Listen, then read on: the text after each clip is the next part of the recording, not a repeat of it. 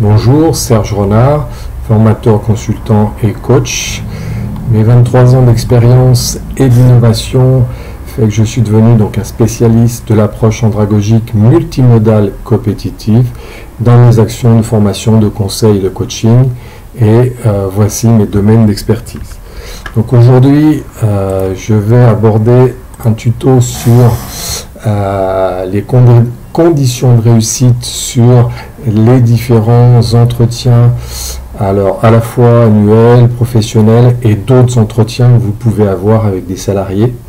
Alors vous avez ici un schéma avec évalué réactif, évalué non réactif, et ici à gauche les règles de fonctionnement ou les règles à respecter, et ici la notion de dialogue.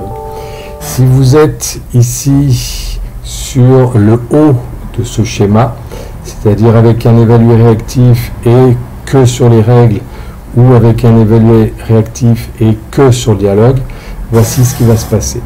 Ici, donc à gauche, en règle générale, ça va être un vrai champ de bataille, donc effectivement inutile, et ici, ce sera une confrontation marchandage, mais vous n'arriverez effectivement à rien dans les différents entretiens. Si vous êtes en dessous, évalué non réactif, et vous êtes que sur les règles et ce qui est bien et ce qui n'est pas bien, ce sera une condamnation pour le salarié.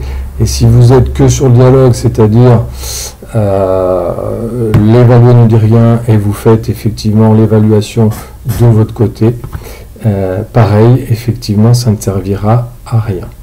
L'objectif, c'est d'être au centre et donc de pouvoir avoir un espace de négociation, de dialogue, mais sur la base d'un cadre avec des règles de fonctionnement. Et à ce moment-là, on pourra avoir effectivement un entretien qui se passe bien si vous êtes à la fois sur les règles et à la fois sur le dialogue, aussi bien avec un évalué réactif qu'un évalué non réactif. Donc voilà l'espace de négociation pour que l'entretien se passe bien. Je répète, est à la fois sur les règles, mais à la fois sur le dialogue. Donc, avoir la possibilité d'un espace de négociation, où aussi bien l'évalué réactif a son mot à dire, et l'évalué non réactif, faire en sorte de le faire s'exprimer.